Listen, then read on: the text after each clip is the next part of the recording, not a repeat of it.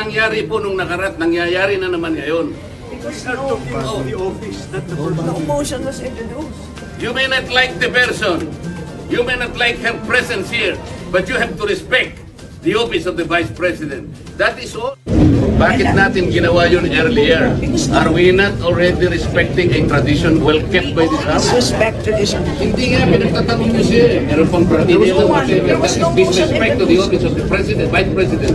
So ano pinagtatanong nyo sa kanya? Ito ang balita ngayon, trending at pinag-uusapan ngayon sa mundo ng social media. Ang di umano'y balitang, ito ang nakakagulat, kapapasok lang na balita, isa laban sa lahat. Sagip Party List Congressman Rodante Marcoleta matapang na humarap sa budget briefing hearings of the 2025 proposed budget for the Office of the Vice President at tila harap-harapang binulabog ang Kongreso. Pero bago ang lahat, kung bago ka pa lamang sa aming channel, please huwag kalimutang mag-like, subscribe at i-click ang notification bell para mas maging updated ka pa lalo sa lahat pa ng bagong video na i-upload namin. At eto na nga mga kababayan, matapos ang mahabang diskusyon ni na Representative Rodante Marcoleta, Davao Representative Isidro Ungab at Chairperson Stella Gimbo, nagdesisyon ng committee para magbutuhan sa naging motion ni Representative Cong Marcoleta na ang naging resulta. 3 ang in favor of Office of the Vice President budget termination at 45 ang tumutol. Kaya't ang mosyon ni Cong Marcoleta ay nabigo. Tila lumalakas ang tensyon sa hanay ng mga miyembro ng Kamara matapos ang parliamentary inquiry ni Representative Rodante Marcoleta sa matagal ng tradisyon ng pagwawakas ng mga proceedings para sa budget deliberation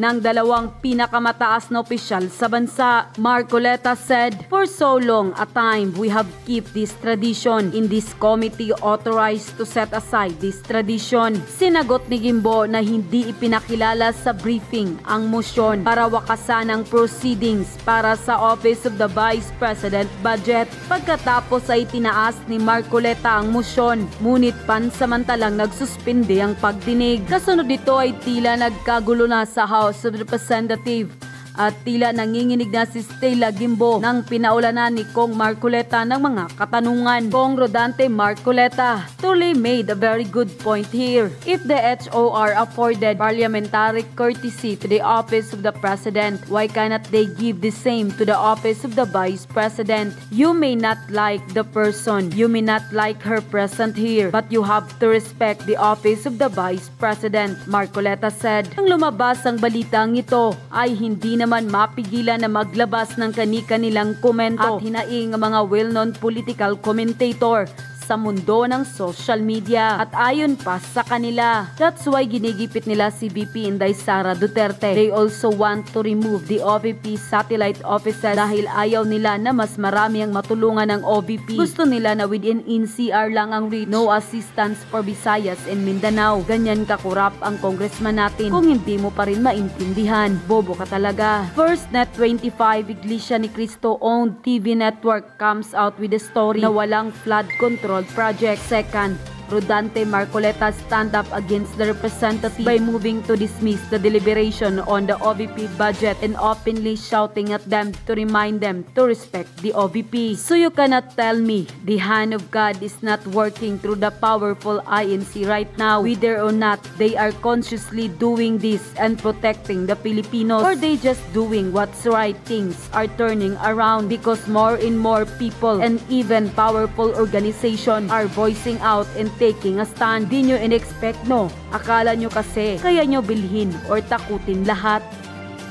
Matapos lumabas ang balitang ito, ay umani naman ng maraming suporta ang pangalawang Pangulo mula sa marami sa ating mga kababayan sa mundo ng social media. At ayon pa sa kanilang social media post, dito natin makikita gaano katalamak ang mga trapos sa mga iilang politiko na pansarili lang ang hangarin at ang pangarap na magtagal sa posisyon. Example lang dito sa Luzon, ang daming apektado ng baha pero nakapagtataka, namimigay ng 5K at bigas na ayuda sa mga taga Davao City, ang isang Romualdez, para humingi lang ng suporta sa mga tao ang agang pamumulitika. Ang tanong, pera niya ba yung ipinamamahagi niya sa Davao o galing sa kaban ng bayan? Habang nagkakagulo tayo kay Guo at Kibuloy, ang administrasyon ay nagpapabango sa mga tao gamit ang pera ng bayan. Ang tanong ko, bakit hindi ito imbestigahan ng mga kakampi niyang administrasyon? Bakit parang walang nakikita at naririnig? So sa susunod na butuhan,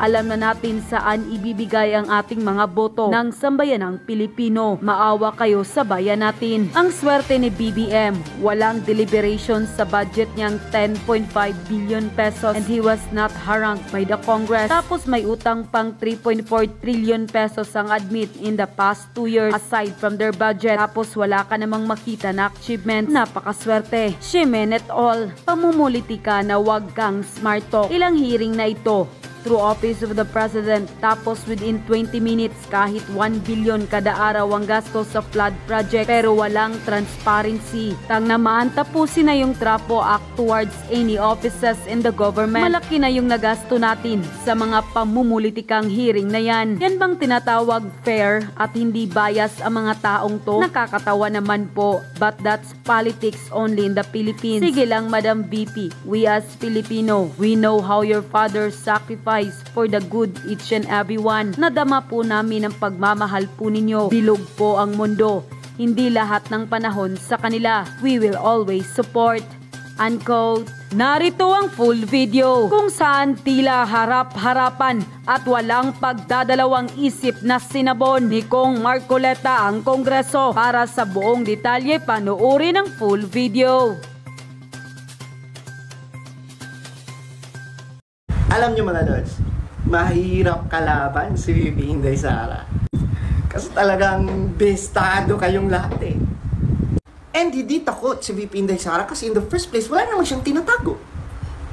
Diba? And in the first place, alam niya sa sarili niyang transparent siya. Sabi pa nga niya, bago siya pumunta ng Senate, bago siya pumunta ng House, pinablish na niya yung proposed budget at kung saan gagamitin sa OVP website, sa kanyang FB page para makita ng taong bayan, di ba? Kaya, grabe, kabahan talaga kay VP Inday Sara. Kasi ano ang mababatikos niyo kay VP Inday Sara? Wala. Kasi siya mismo, alam niya sa sarili niyang transparent siya. Alam niya sa sarili niyang wala siyang tinatago. Di ba? Kaya talagang kitang-kita mo ngayon. Kaya pala sobrang konti lang yung nagawa na classroom. Kasi wala namang pala kay VP Inday Sara ang control. Kahit DepEd Secretary siya. Pero hindi rin pala siya ang nagmamanage at, di ba, at nagko-control sa pag-construct at paggawa ng classroom kasi hawak pala yun nila Zaldi at Romualdez. Sila pa rin pala, ang house pa rin pala ang masusunod. So useless eh. Tapos yung iba pa, kung makasisi kay VP Inday Sara, kunti lang daw yung classroom na napagawa. Eh syempre, hindi pala sa DepEd ang may control nun. Kaila tambalus-lus pala. The opportunity of defending the OVP budget for 2025 by question and answer, and I leave it to the House of Representatives to decide on such proposal as presented. That was the template of an answer given by the Office of the Vice President. Madam Chair, napilitan po akong mag-raise ng parliamentary inquiry. I think I have earned this. If I survive my term up to next year, I would have survived also, or I would have completed 18 years in this institution.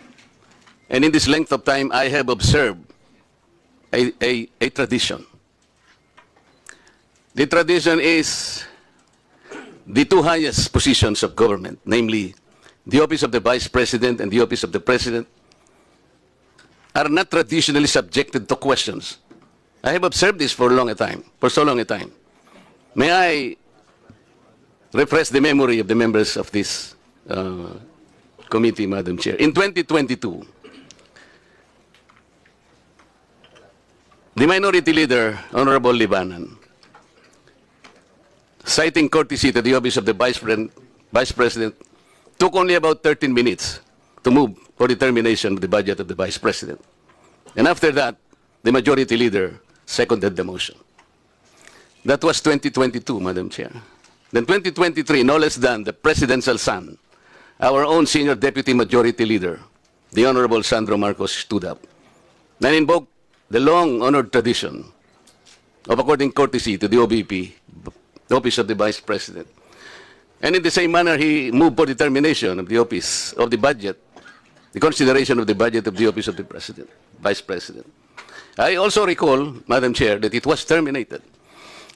And with the full consternation of Honorable Franz Castro, who then objected, but her objections were never heard until she moved to make up record by way of manifestation her objection.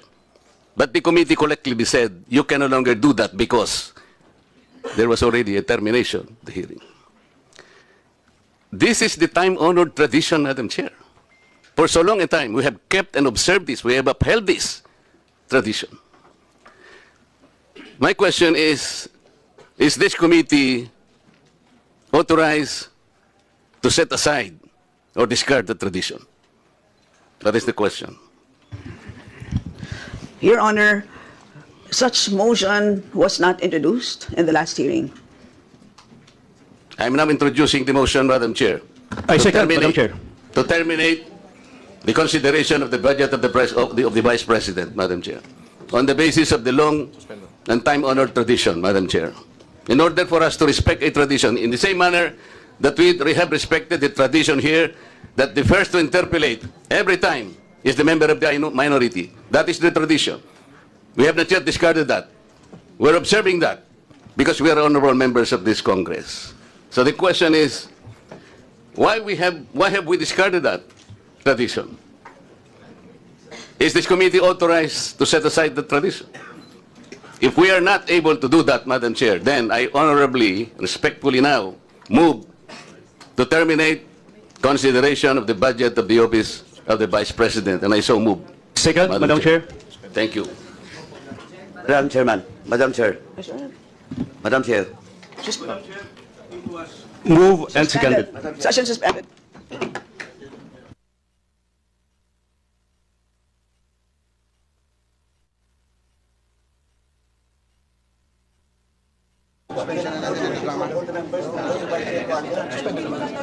Yes. Sorry. Yes. Okay. The hearing is here very soon. Madam Chair, I objected to the motion, and may I explain why? We will take that up after we respond to the Honorable Marcoleta. Thank you, Madam But yes, Chair. we note that you made an objection, but your mic was off. So, the Honorable Marcoleta, please repeat your inquiry. Yes, in connection to the earlier parliamentary inquiry, Madam Chair, I have already related the value of tradition. Parliamentary procedures, Madam Chair, grow from or are enriched by traditions, experiences, and precedents collectively gathered by the House of Representatives over years, and the institution keeps them well. That is why, from my entry in 2004 or the 13th Congress until today, I have observed the observance of that well-kept tradition. The two highest positions in government, namely the office of the President and the office of the Vice President, were duly accorded with respect and deference. I have observed that. That's why I have relayed to you earlier, in 2022, the Honorable Libanan, invoking courtesy, took him only 13 minutes to dispose the office of the Vice President. And that was quickly moved, quickly seconded by no less than our Majority Leader. That was in 2022. I'm not going by record, Madam Chair. 2023, I said, no less than the Presidential son, our own Senior Deputy Majority Leader, stood up and said that in line with the time-honored tradition of according courtesy to the office of the Vice President, I move to terminate the budget briefing of the OVP. And I can recall the Honorable Castro strongly objected. No, that's in 2023. This is by the record. And she objected, but her objections were rejected by the committee because the committee already terminated the proceedings. And she kept on requesting, Madam Chair, that she makes at least her manifestation. And she was unable to do that because the proceedings were terminated. So that, what I am saying, from 2004, when I entered these halls, these hallowed halls, hanggang punto sa sinasabi kong 2023, we have kept the tradition. Ngayon po, kung ano-ano ng mga tanong ang ginawa, in 2023, 22 minutes, 2022, 13 minutes. Ito po, pinagawayan na po yung budget earlier at ngayon we are about to quarrel again on the budget. Ang tanong ko nga po ngayon, dahil nga po sa nangyayari ngayon sa budget ng Office of the Vice President, and despite her manifestation that she will no longer defend her budget because she forgoed, or sabi niya, I will forgo my opportunity to defend the budget of the OVP for 2025 by way of question and answer, and I will leave to the House of Representatives to decide such proposal as presented. We cannot even accept such kind of answer, Madam Chair. What do we need her to articulate for? So ang pinag-uusapan po natin, wala na po ba yung respeto sa tradisyon na yun? Kagaya po ng binabanggit ko, every time mag-interpellate po dito, Madam Chair, because of that tradition, it's always the member of the minority who will start the interpellation because we have kept that tradition. Ang dami po. Ang dami ko pang sasabihin sa inyo, mahaba lang tayo. So the question is, when we did that to the Vice President earlier, now we're doing it now, are we now setting aside this tradition? That's number one question. Number two, is this committee authorized to set aside the tradition? Your Honor, short answer is no to both questions. Okay. If that is the answer, Madam Chair, and we are all bound to respect one tradition so sacred in our hearts, because we are called honorables in this House. We cannot be honorables if we cannot honor our own tradition. We are defined by what we believe as a tradition in this House. So if we are now all amenable that we have kept that tradition, no longer questions are being asked, then I will respectfully move, Madam Chair, to terminate the budget of the OVP for 2025. I object, Madam Thank Chair. you. I object. Madam Chair, I There's a object. motion to terminate the budget briefing of the OVP, but there's an objection, so we divide the House. The chair has decided to divide the House. So those Madam Chair, in favor as of the motion, a rule, we usually deliberate before we vote. those in favor We deliberate. of the motion, please raise your hand. Those in favor of the motion to terminate the budget briefing of the OVP, please raise your hand.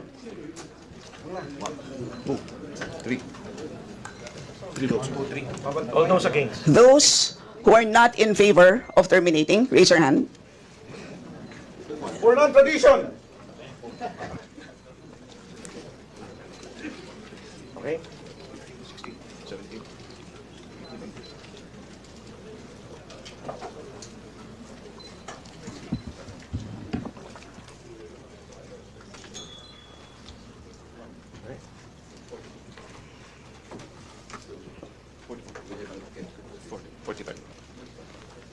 3 in favor, 45 against. 3 in favor, 45 against. Motion is The motion lost. is Lost. lost. Madam Chair, I thought we have kept the tradition. The tradition is no longer ask any question. That was the tradition. So why are you voting against the motion? The majority of the will is always respect. It's The will of the inconsistent majority with is the always tradition that respected. we have already agreed to observe. So we will Yes, Madam proceed Chair. to the next. You mentioned earlier that we will keep up the tradition. You said no. Earlier, For now orderly we voted proceedings, I against. remind the members to please wait to be recognized before speaking. So, the chair now recognizes the Madam budget Chair. sponsor, the Honorable Zia Adyong, to give a recap of what transpired in the last hearing. Madam Chair, Thank you, Madam Chair. Madam Chair, before Madam Chair, we proceed with Vice Chair Adjok, can I Yes, explain my vote, Madam Chair? Paduano? Can I explain my vote? Why I voted against the motion of the Honorable Marcoleta? Just a short lang. You have 1 minute. Thank you po. Madam Chair, tama po. During the previous hearing, wala pong nag-move to terminate the budget. That's number 1 po of the OVP. Number 2 po, the demeanor of the answers being given by the Vice President during the time Personally, it does not satisfy this representation. Thirdly, Madam Chair, the courtesy being given to the Office of the Vice President is afforded if she is present in today's hearing. How can you give that courtesy when Paki is absent in today's hearing, Madam Chair? I might change my vote for that, but Was the President of the Philippines present? Please. Please I am wait about to to be be recognized, recognized. Madam Chair. Please wait to be recognized. Please proceed, Kong Paduano. You you're have not 30 yet recognized, seconds. Marcoleta. Madam Chair, maybe I will change my vote if for the motion of Marcoleta if the Vice President is present in today's hearing. But he's absent. How can I personally vote for that? Because he's not present in today's hearing, Madam Chair, and that courtesy should be given to those head of office that should be present during the budget deliberation, Madam Chairman. Thank you. So, Proceed now with the Kong Zia, you're now recognized. The floor is yours. Thank you, Madam Chair. Majority Leader, Representative Manix Dalipe, Committee Chair Saldico, members, honorable members of this committee, Bismillahirrahmanirrahim. Assalamualaikum warahmatullahi ta'ala wa barakatuh. Good morning po sa ating lahat and welcome to the continuation of the budget briefing of the proposed 2025 budget for the Office of the Vice President. Madam Chair, in the previous hearing for fiscal year 2025, the Office of the Vice President proposed a budget of 2,037,305. As of the most recent report, the OVP has an obligation rate of 39.9% for 2024. During the last budget briefing, several topics were propounded that the committee sought to be clarified upon. First, members of the committee asked the Office of the Vice President regarding the notice of disallowance issued by COA for the confidential funds released in 2022 indicated that 73 million pesos or 58.6% of total was not utilized in compliance with Joint Memorandum Circular 2015-01 of COA, DBM, DILG, GCG, and DND. The Commission on Audit has ordered the disallowed amount to be returned. Second, several members of the committee examined the grounds for the disallowance. The COA report stated that this was due to non-compliance with guidelines and the non-submission of supporting evidence or documents.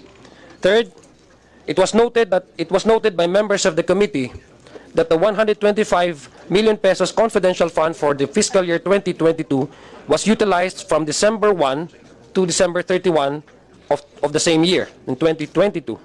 A common comment by members, Madam Chair, was that this short period of time within which a huge amount of fund is spent raised further clarificatory questions on the validity of the spending. Fourth, members of the committee raised that there were supposed duplications between the Office of the Vice President's medical and burial assistance programs and those provided by the DOH and the SWD.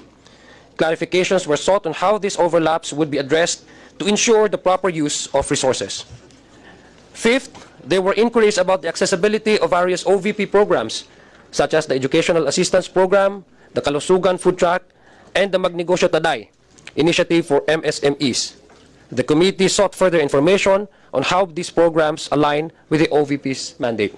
And lastly, Madam Chair, the committee requested an explanation of how the OVP's programs reflect its constitutional mandate and whether the proposed 2025 budget will support continued progress in these areas. That would be all, Madam Chair, and I would yield back the floor to the Senior Vice Chair, Representative Stella Quimo. Maraming salamat po at magandang umaga po sa ating lahat. So we shall begin interpellation. Siyempre nakakalungkot na wala tayong representatives mula sa OVP, pero muli meron tayong representatives mula sa DBM at COA. And again, I would like to Madam Chair. Remind our members that you each have 5 minutes for your interpellation, and to remind our resource persons that those 5 minutes will not include your responses. And so the first Madam to Chair. interpellate from the minority, we have the Honorable Ramon Rodrigo Gutierrez. You have 5 minutes. The floor is yours, Kong Rog. Thank you, Madam Chair. Good morning po to our resource persons from the COA and the DBM. Madam Chair, this representation, first and foremost, laments the fact that the Office of the Vice President has failed to appear today. We lament the fact that, as I understand, the committee actually extended courtesy. In the letter, it was indicated that the Vice President may or may not attend. However, it is required that a representative be here. Unfortunately, not even a representative is present here, kahit USEC man lang, ASEC, not even a director, for us to be able to answer questions. As a personal courtesy to the Office of the Vice President and understanding her responses from the last hearing, this representation has opted to question mostly the budget of 2023 regarding the regular budget. But even then, unfortunately, it would seem that the OVP is not here for us to question. So but in line with their duty in the House for the deliberation of the budget, I will carry on with my questions. Siguro po dito na lang si COA, because coincidentally my questions are precisely on the COA report. So with that, Madam Chair, I will be now proceeding with my questioning to the COA. Point of order, Madam Chair. What is your point of order, and please explain the rule that is violated? The rule violated, Madam Chair, is our tradition. You just upheld that the tradition will be respected. And so, if questions will still be asked, then the tradition that we have kept so well, that you have said that we're not about to discard right now, will be disrespected again. I thought we understood each other. There was already a ruling. Kong Marcoleta, we had already voted earlier on that issue. That's on another that matter, so Madam Chair. Your point is not well taken. Please proceed, Kong Raj. Thank you, Madam Chair. So, Madam Chair, I'd like to direct my question to the COA.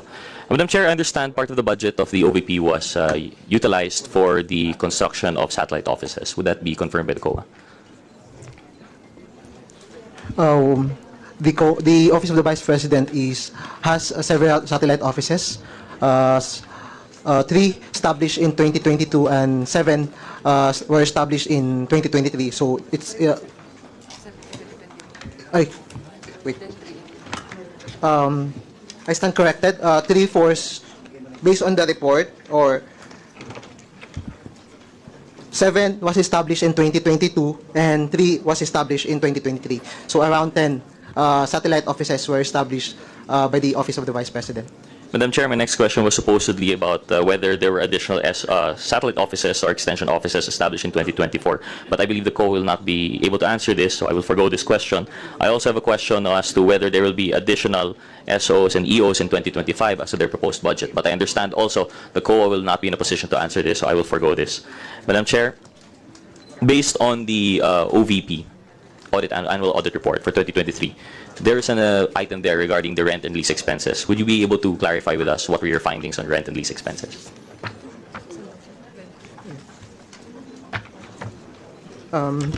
Based on our observations, there are no major deficiency or significant deficiencies on the rent expenses of the OVP. Sorry, Madam Chair, may I clarify, magkano po yung lease expenses that you have found in your audit report?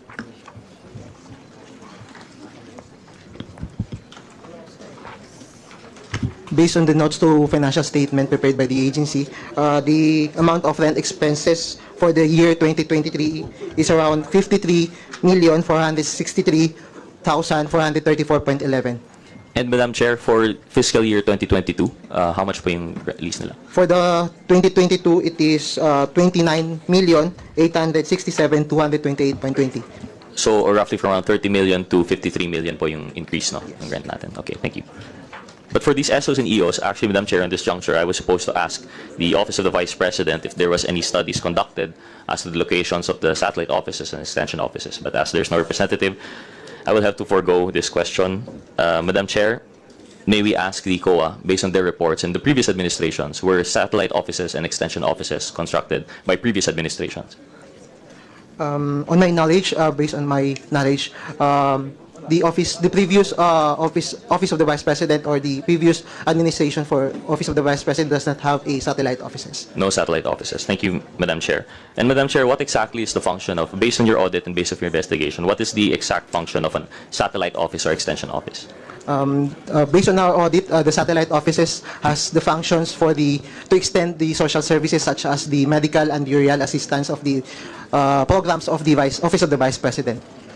Madam Chair, so it's meant to be an extension of the social services function. Yes. But Madam Chair, I understand in your executive summary, you also, as COA, you familiarize yourselves with the office and the function, and the mandate is necessary for you to determine whether or not it is in line with what they are supposed to be doing, correct, Madam Chair? So, Madam Chair, with the OVP, what is the exact mandate of the Office of the Vice President, as far as the COA is concerned?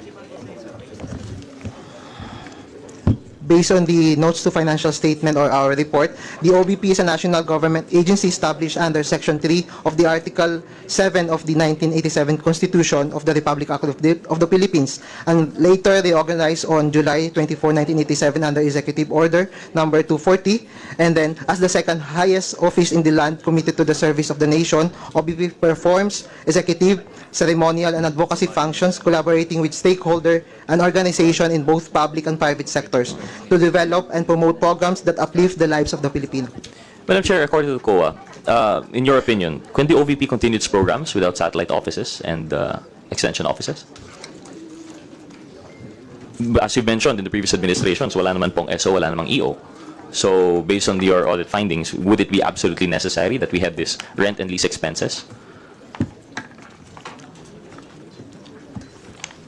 I think if the question is kung necessary po ba yung mga pag-open ng extensions offices, I think the question must be addressed to the office of the Vice President, not the auditors. But then on our point of view, based on our audit, that to extend the services, it is considered or it may be okay for the Office of the Vice President to open an extension office or satellite offices to extend their services. Thank you, Madam Chair. Actually, I would agree, and I was actually considering foregoing that question, but I just wanted to get the COA's opinion since they have institutional and historical knowledge of yung previous administrations and the fact that they were able to carry out their functions without satellite offices and extension offices. But with that, Madam Chair, understanding also that tama naman po yung sinabi ng COA that perhaps the SO and the EOs are there to assist in the administration of other functions of the OVP. I understand that there's a finding in your observations and recommendations, number 8, regarding the cash advances. Can you please clarify? Ano po ito? Madam Chair, under the number 8 of the observation, this is the under and over budget allocation for each satellite offices. Based on our review on the average monthly disbursement of each satellite office, based on the actual expenses for CY 2023, it disclosed that the cash advances granted to the disbursement officers in the OVP satellite office were not within the 2-month budget requirements as required by the Section 20, Chapter 6, Volume 1 of the GAM 4 and GAS. So there is an under and over 2-month budget requirements. Madam Chair, my understanding po of this cash advance is to allow for the orderly administration of those functions of the SOs and EOs po, no? And rightly, there are guidelines with the COA that 2 months po yung ideal na meron na parang for their operating usage. Madam Chair, can the COA correct us? Based on their understanding of the nationwide needs of budgeting and auditing, are all regions equal po ba? Are all the requirements equal throughout the country? Or varying naman po siya based on demographic, based on demand? With other functions, for example, in your auditing of the DSWD, sa history po ninyo, when auditing their social services functions, equal po ba palagi ang budget ng kanilang regional offices? Madam Chair, on my knowledge, actually, dapat po mayroong assessment on the scope or the number of beneficiaries involved, kasi kung assistance po ito, kailangan nating i-consider yung number of beneficiaries, so hindi po dapat equally.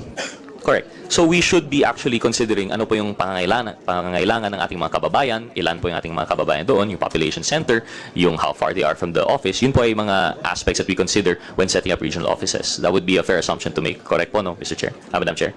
Madam Chair, yes po. Yes. Madam Chair, do you find it odd that for all of these satellite offices, they share an equal 2.2 million cash advance? Except, of course, for the BARM, which suspiciously only has 200,000 cash advance granted? For this observation, the Office of the Vice President established or equally granted cash advance for 2,200,000 for each satellite office except for the BARM. So kaya po meron kaming observation na under over budget utilization, kasi for us, I think hindi dapat siya uniform. It must be consider po yung lawak ng scope or yung mga beneficiaries involved po natin para po ma-consider yung tamang amount na i-establish po natin.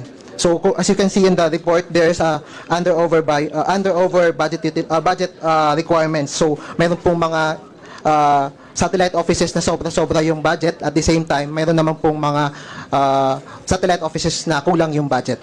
Madam Chair, parliamentary inquiry, Madam Chair. Madam Chair, parliamentary inquiry.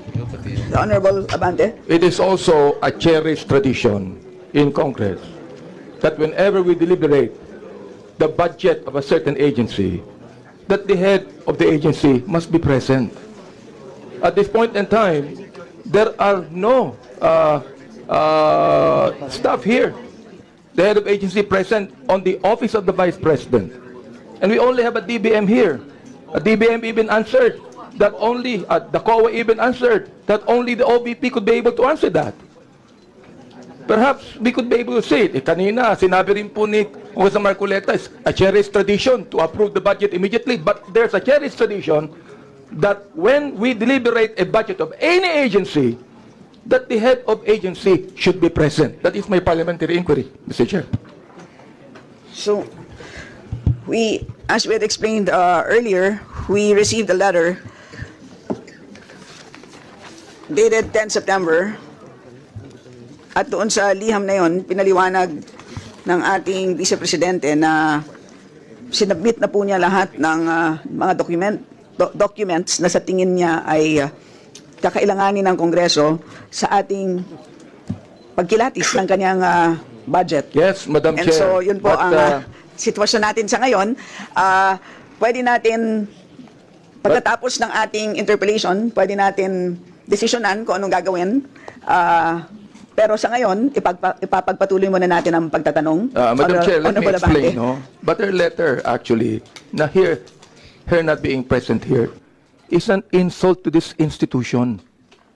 When we had the last hearing, I even questioned her if this institution has the right to scrutinize the budget, and she even failed to answer.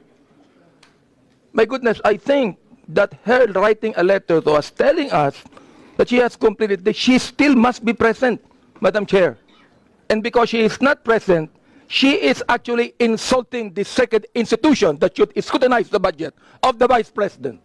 And I do not care even if she is the Vice President, Madam Chair. I will not allow that Congress will be insulted by the head of any agency. At yun na nga mga kababayan, ano na ang masasabi mo? Kung mayroon kayong hinaing at komento patungkol sa balitang ito, please comment down below. Pag-uusapan natin yan sa comment section. At kung nagustuhan nyo ang video, ay huwag kalimutang mag-like at i-share na din para mas marami pang makaalam at umabot ito sa marami sa ating mga kababayan. Maraming salamat po!